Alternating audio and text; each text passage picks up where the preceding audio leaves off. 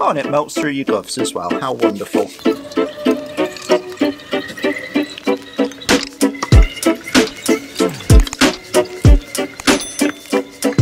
Have you ever managed to smash up your shell that you quite like? I painted this shell recently, there's some videos on it, and I really like the absolute craziness and how much it screws with my camera. It's actually even brighter in real life than it looks on camera, which is hard to believe, but true. However, I've had quite a few falls, shall we say? You know, driver mod not working. But it's fixable. It's cracked around where the body posts go through, and it kind of stays on, but those cracks are starting to look like they'll get a bit bigger. So if you've ever done this and you're about to throw out a shell that you really like, or you're like me and you don't want to go through the process of painting another shell quite so soon, grab yourself some fiberglass drywall tape, self-adhesive or non-self-adhesive, doesn't really matter too much, some impact glue, or if you're in America and it's decent value, get the shoe glue. You'll need some rubber gloves, a well-ventilated environment, a good knife, and a pair of scissors. Let's go. Right, well, we can get a closer look at what's cracked, so hopefully the camera will pick it up. But there's a line here, and there's a line here where I've cracked it, and similar ones on the back. Now, I have cleaned most of the shell, but you can see the rest is dirty, so I've given it a good brush down in the places that I need to use. I'm going to get some gloves on. I'm going to get this open, and then I'll cut back and we'll start applying this stuff. This procedure is used quite a lot by people who are trying to reinforce their bodies, especially the basher crowd, because they really hammer their bodies almost on purpose, whereas I do it out of being a bit ignorant and just trying a bit too hard sometimes. So I'm just trying to get into this tape, and once I can get into this tape, we will start applying it. Right, so this tape's like a grid pattern. It's quite easy to work with. And what it does is it provides a mesh for us to then bond a load of impact glue into. So I'm going to cut it into quite a large piece to start with. And one of the challenges here will be the fact that I've got windows in this. So I'm just going to trim that down afterwards with the knife.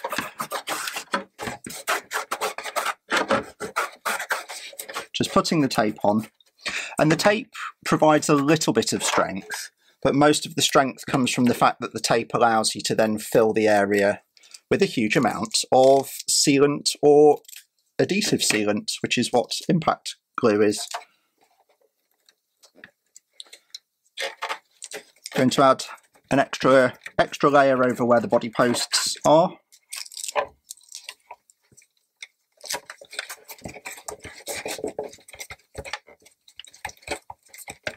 And really there's no fine art to it. Now, trimming out this window will be more difficult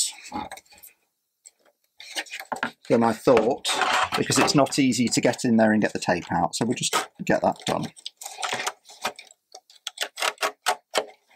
Right.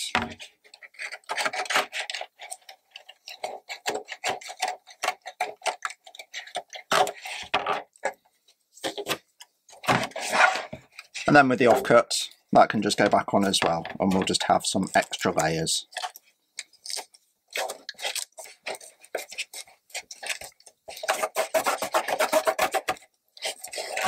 So there we go.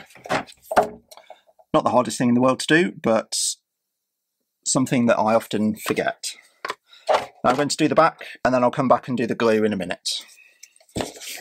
Right, so we've got our tape in, and at the moment we're just reinforcing the body holes, not trying to make it too complicated. And in fact, I'm just going to put a bit of extra tape on just to be super sure that I've got enough in there that I'm confident it's going to be good. It's quite sticky stuff. It tends to be glued on both sides. And then it's really not too difficult. You get your tube of glue, and this stuff comes with an open cap, so I don't even have to pop that. And Squirt glue all over.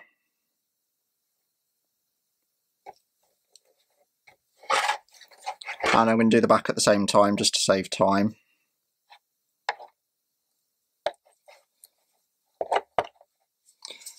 Then you get your finger and you just smear that glue in. And impact glue is what they use in shoes. It's the same as shoe goo. It's just, you know, under a different name. They can't call it shoe goo because they'll get in trouble. And it's an adhesive, but it's also a slight sealant. Oh, and it melts through your gloves as well. How wonderful. So I take my glove off, because I don't want that reaction ruining this. I'll go for the paper towel approach. And all I'm trying to do is get a nice level splat of goop. And I'm just going to spread it around.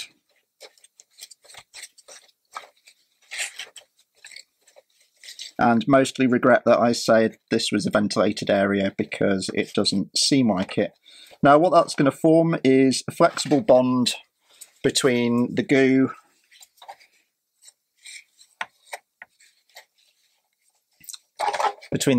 and the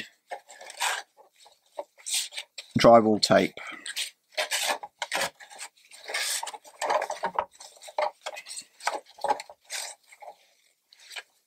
Just fill in the back, and that needs a lot more as well, so we'll just blob that on. Now don't be afraid to use a lot of this, because while this stuff's about £5–6 a tube, you know, in the US probably about $4 a tube because you don't have the same tax system we do, that's way, way, way cheaper than a new shell. So on the back I've literally just pasted it on there, and I'm just going to dab it flat. Cover all the parts where it's not quite covered.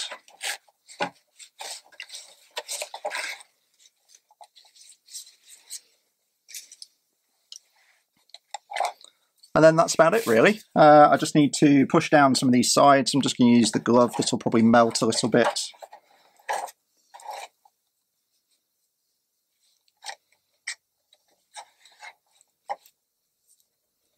And we have a bonded in piece of fiberglass under a flexible bond, and that will hold that together. So I'm going to let this dry, and yeah, that's it really. Once it's dry, I'm going to redo the body holes because we've got a little bit of goop coming through the body holes. That will dry, and then I should be able to just ream through that quite quickly. I might even just drill through because I've already got the holes, and so it's not going to affect the Lexan too much. I've really gone to town so it seeps through those, because then it's holding together any of these pieces that have cracked slightly. And in fact, I'm just going to fill in the body holes from the other side so that any air bubbles or gaps get filled in. Impact glue is easily removed afterwards. It's not the hardest thing to get rid of. It just turns into like a sort of plasticky gel substance, like a firm rubber type solution.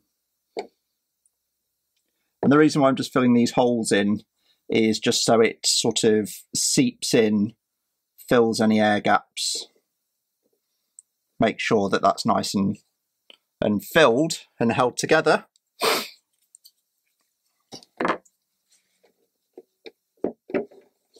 And there we go. So we've got shoe glue in the front, shoe glue in the back, shoe glue underneath, or impact glue. I think I'm just going to top up the front because it's the front that's received the most damage. So that can just have a bit more glue on it. Get a nice layer on there. The back's got more of a level surface, so I'm going to let this front really cover that fiberglass. All around the body posts. The other part of this as well is because you're creating a bit of like a structural element, it should spread the impact a bit more across the shell. rather than applying the pressure to just where the body holes are, it'll apply the pressure across this whole barrier that we're creating and hopefully dissipate some of that with some of the flex that's available.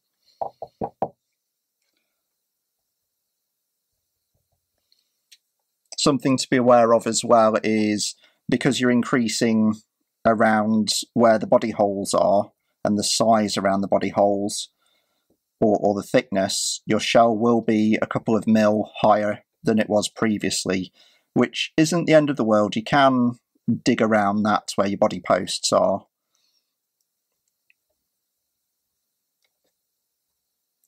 Right, there we go. I've got plenty of that on there. That's filled in nicely. Excellent.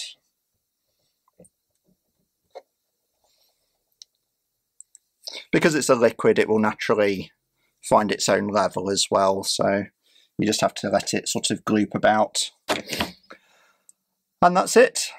I'll let that dry, and then we'll come back to it.